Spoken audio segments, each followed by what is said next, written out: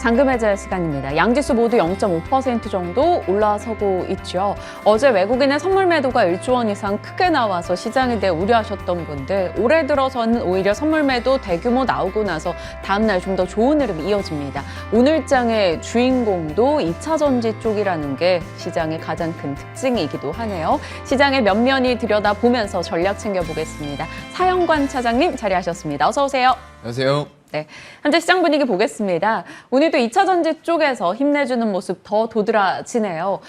일단은 LG화학과 에코프로 BM, LNF로 대변되는 소재주들의 강세가 돋보입니다. LG화학도 오늘 화학 섹터 내에서 2차 전지 소재 쪽에 초점이 맞춰지면서 추가 탄력이 나온 거고요. 삼성전자와 하이닉스의 방향은 달랐네요. 어제 SK 하이닉스 시간 외에서 자금 조달 관련해서 공시사항이 있었죠. 그 영향 속에 오늘 장은 떨어지는 모습이고요. 네이버나 카카오는 어제 플랫폼주 하락에 오늘 또 혼조세를 이어가면서 큰 특징은 나타나지 않고 있습니다. 원전, 게임, 그리고 2차 전지로 대변되는 오늘장 흐름입니다. 저희도 좀 살필 종목들이 꽤 있어요.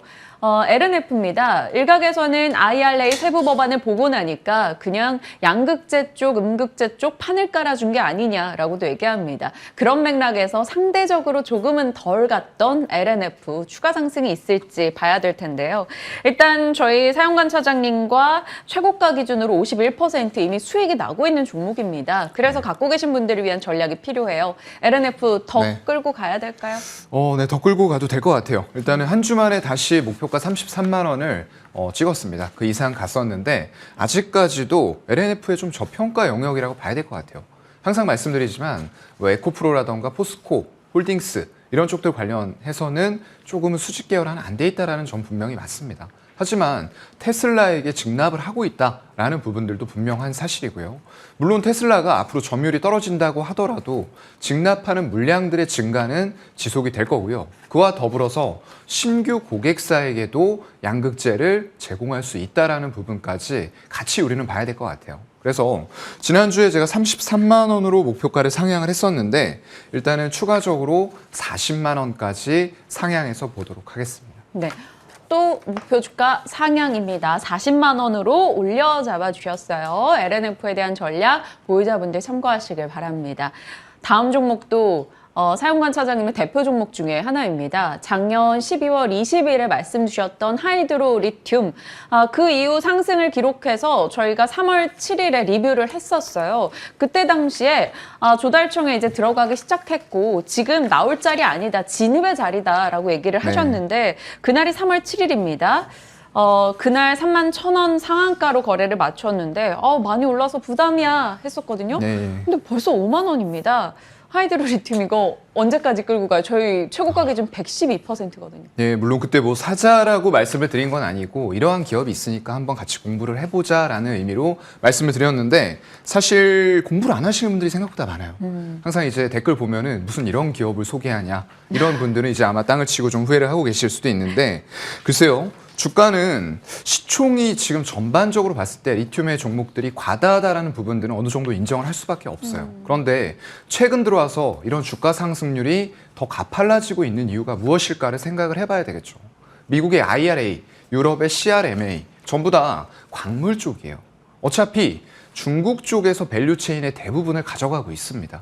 그런데 이런 쪽들을 완벽하게 미국이 막을 때 어떤 결과가 일어날까요? 지금 미국에서는 올해를 전기차의 굴기해로 삼고 있어요.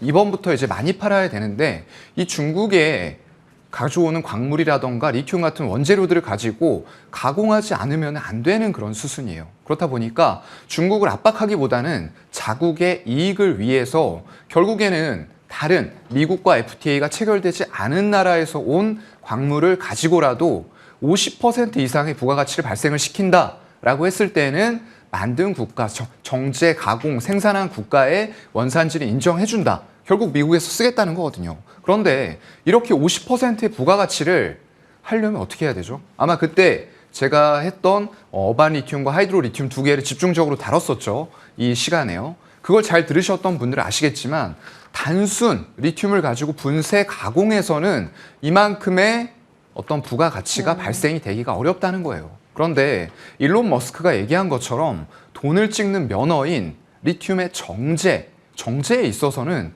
굉장히 큰 영업이익률이라던가 마진을 남기면서 미국이 얘기하고 있는 50%의 부가가치를 만들어낼 가능성이 상당히 높다는 겁니다.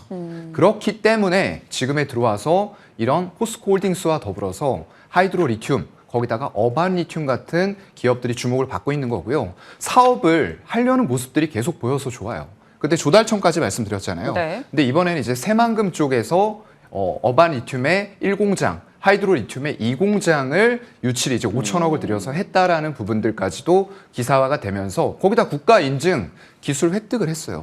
그런 것들이 복합적으로 이어지면서 결국에는 기술을 보여주면서 주가는 아마 그 기대감을 타고 초반에 양극재 업체들 실적 안 나올 때 미리 올라 있었거든요. 이게 숫자가 나올 때 보면은 항상 딜레마예요. 2배, 5배, 10배 올라 있는데 여기서 어떻게 사? 근데 숫자가 찍히기 시작하고 어마어마한 영업이익률을 보여준다라고 했을 때에는 주가가 추가적으로 상승 가능하다는 거죠.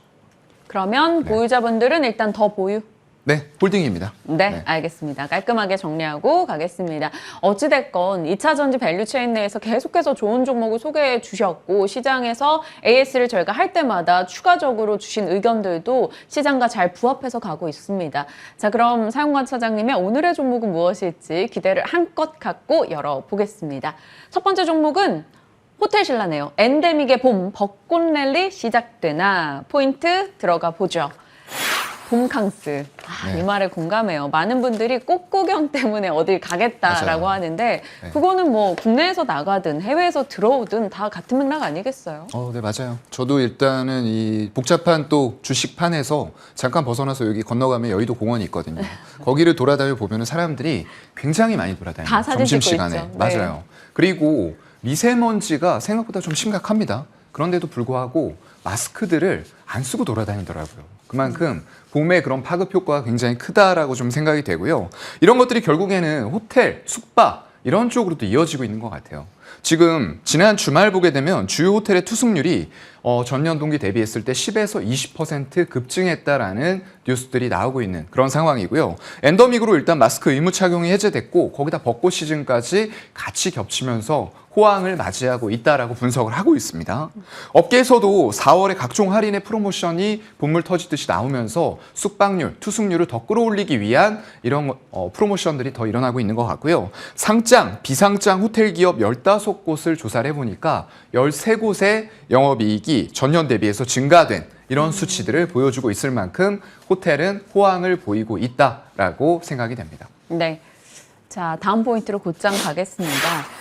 일단 투숙객이 느는 모멘텀이 첫 번째고요. 그 다음에 호텔신라가 갖고 있는 면세 사업도 인천공항 면세 사업에 대한 불확실성이 좀 줄었잖아요. 네. 그런 부분도 앞으로 어찌됐건 중국과 우리의 교류가 더 늘어나는 쪽으로 가게 될 텐데 분명 힘을 받는 내용인 것 같아요. 맞아요. 아무래도 중국이 굉장히 중요한데 이제 따이공이라고 하죠. 그쪽이 좀 주요하게 될 것 같고요. 네. 지금 보게 되면은 면세 사업을 재확보할 가능성이 상당히 좀 높아지고 있어요. 여기 지금 보시면 1차 심사 결과가 나와 있는 이런 상황에서 호텔신라 지금 위에 3개에는 전부 다 사업건별의 복수 사업자로 들어가 있는 그런 상황이고요. 이래서 이게 따이공을 뉴스에서는 보니까 다이고라고 하더라고요. 다이고. 네, 다이고의 일단 알선 수수료 이런 부분들이 완화가 될 것 같다라는 얘기들이 나오고 있고요. 이제 피시라고 합니다. 패키지가 아닌 개별 여행이다라고 생각을 하시면 될 것 같아요. 피 쪽의 수요가 회복이 점점 더 되고 있어요. 초반에는 일단은 패키지 위주로 좀 많았던 것 같아요. 근데 거기에서 조금 더 여행이 활성화가 되고 이러다 보니까 예전처럼 나에게 맞춤형으로 여행을 가려는 수요들이 증가하고 있다라고 해석을 하시면 될 것 같고요.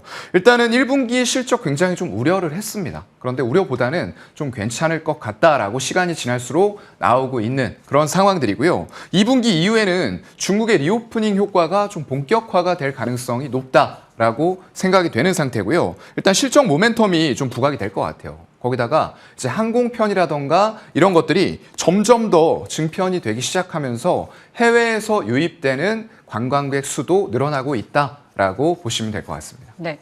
여기에다 사실 정부도 갖은 이제 K 관광을 위한 이 프로모션 등을 내놓고 있어요. 코리아 면세 페스타도 개최하고 내수 활성화 정책도 꽤 많이 내놓고 있는 상황이다 보니까 같이 모멘텀을 받을 수 있을지 지켜봐야겠습니다. 근데 사실 뭐 중국과 아직 우리가 이렇게 될 거야라는 기대감이 조금은 네. 더 앞서 나가 있는 상황이잖아요. 중국 관광을 좀 제외하더라도 모멘텀이 있는지 궁금해요. 네, 모멘텀은 충분히 있다라고 생각이 되고요. 네. 여기 보시면 이제 내수 활성화의 주요 대책으로 관련해서 해외 쪽과도 굉장히 좀 밀접하게 연관이 돼 있어요. 네. 그래서 항공편, 증편이 직접적으로 연결이 될 텐데요. 여기 보시면 국제항공의 노선이 2019년도에 80에서 90% 수준으로 회복을 시키겠다. 이게 사실상 20년, 21년과 비교하는 건 아무 의미가 없습니다. 그땐 코로나로 전체가 움직일 수 없는 상황이었기 때문에 그런 기사들은 좀 거르시는 게 좋을 것 같고요. 네. 코로나 이전과 대비했을 때 어느 정도 회복이 되고 있느냐 이걸 봐야 될 것 같아요. 근데 상당히 빠르게 올라오고 있다라는 부분이 될 것 같고요. 일단은 한국과 일본의 항공 노선을 보게 되면은 코로나19 이전 대비했을 때 70%까지는 올라갔어요. 근데 평균적으로 봤을 때 여기에서도 더 올라올 가능성들이 점점 더 높아지고요. 전석이 다 매진되고 있다라는 뉴스는 매일매일 들려오고 있을 정도로 굉장히 해외여행도 밖으로도 활발하게 그리고 안으로도 활발하게 유입이 되고 있다라고 보시면 될 것 같습니다. 네. 차트 보니까요. 사실 연초에 중국이랑 우리랑 서로 맞고 이럴 때 많이 내렸습니다. 그러다가 서로 조금 우호적인 분위기를 취하자마자 이렇게 차트의 반등이 나타났는데 7만 원에서 8만 2천 원까지 올라와 있는 상황이에요. 누가 끌어올렸나 봤더니 기관 수급이거든요. 네. 사모펀드 혹은 연기금 측에서 꾸준하게 사들이고 있습니다. 이들의 시각은 그래도 비교적 좀 기니까 네. 기대를 어디까지 할 수 있을까요? 글쎄요, 지금 수급이 뭐 기관 쪽에서도 샀는데 외국인들도 대체적으로 사는 분위기였어요. 화면에 보시면은 3월 20일부터는 개인들만 팔기 시작을 하죠. 이럴 때가 이제 사기 좋은 자리입니다. 그래서 여러분들은 개인들이지만 개인들과는 반대로 움직이셔야 된다라는 말씀 한 번 더 드리고요. 일단 거의 조금만 더 올라가면 8만 5천 원 부근에서는 정고점의 저항이 좀 기다리고 있는 그런 지점이에요. 5일선을 타고 굉장히 가파르게 봄과 함께 올라왔습니다. 그런데 여기서 우리가 매수한다라고 했을 때는 조금 아무래도 밑으로의 조정 가능성을 열어두고 하시는 게 좋을 것 같고요. 현재가부터 121선이 위치해 있는 7만 7천 원 부근까지 분할 매수 가능할 것 같고요. 손절은 본인의 매수 평단에서 10에서 15% 진행하시되 일단 목표가는 1차 저항 8만 7천 원 돌파를 확인한 이후에 9만 8천 원까지 보도록 하겠습니다. 8만 7천 원 보고 나서 9만 8천 원까지 바라볼 수 있다. 목표 라인까지 잡아주셨어요. 첫 번째 호텔 신라 살펴봤습니다. 두 번째 종목으로 곧장 이어가 볼게요. 또 다른 섹터로 튑니다. 현대건설 벌크업 성공했다. 재평가 시간인가 3만 5천 원에서 4만 원에 갇혀서 올해 네. 내내 행보하고 있는 맞아요. 종목이거든요. 첫 번째 포인트 열어보겠습니다. 90조가 뭔가 찾아봤더니 수주 잔고라고 뜨더라고요. 맞아요. 다른 건설사 대비 현대건설이 갖고 있는 매력인 겁니까? 네, 일단은 창사 이래 최대 잔고를 수주로 확보를 했습니다.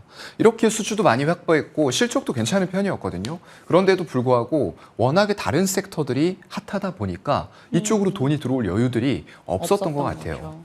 그래서 보게 되면 사우디 네옴시티라던가 필리핀의 도시철도 그리고 S-오일의 샤인 프로젝트 이런 대형 플랜트와 토목 사업을 잇따라서 따내면서 결국은 이런 것들이 수주 잔고 90조로 쌓이게 된 거예요. 창사 이래 최대입니다, 여러분들. 그래서 엄청난 수주 잔고가 쌓여 있다라는 부분들 체크 꼭 하고 가셔야 될 것 같고요. 실적도 보시게 되면은 지금 매출이 계속 늘어나고 있어요. 이런 식으로 계속 늘어나면서 건설사 최초로 지금 2022년도에 연매출 20조를 넘겼어요. 이거는 모든 건설사 통틀어서 연매출 20조를 넘긴 건 처음으로 기록이 되고요. 다만 21년 대비했을 때 영업이익은 좀 좋지는 않았어요. 근데 이런 것들이 영업이익의 바닥으로 해서 23년, 24년에는 계속 매출과 함께 다시 영업이익도 증가할 수 있는 이런 추세에 진입을 했다라는 게 이제 중요할 것 같습니다. 네.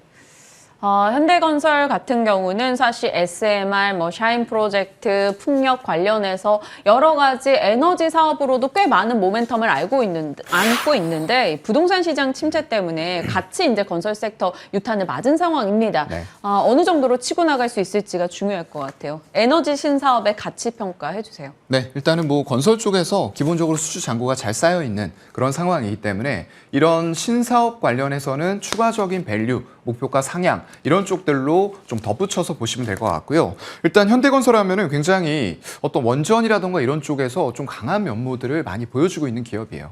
예전에 지금은 주택 쪽의 비중이 많이 늘어났지만 예전에는 해외 쪽의 플랜트라던가 이런 쪽들을 굉장히 많이 하던 기업이었어요. 그래서 해외 쪽에서 매출 비중이 높았었는데 그게 점차 시황과 업황에 따라 줄어들면서 국내 주택 이런 쪽들, 수익성 좋은 쪽들도 다행히 늘어나는 모습들을 보여줬습니다. 그런데 여기서 이제 최근에 화두가 되고 있는 게 최근 보시면 여러분들 뭐 체크하시는 분들은 아시겠지만 원자력 쪽 관련된 종목들이 움직이고 있어요.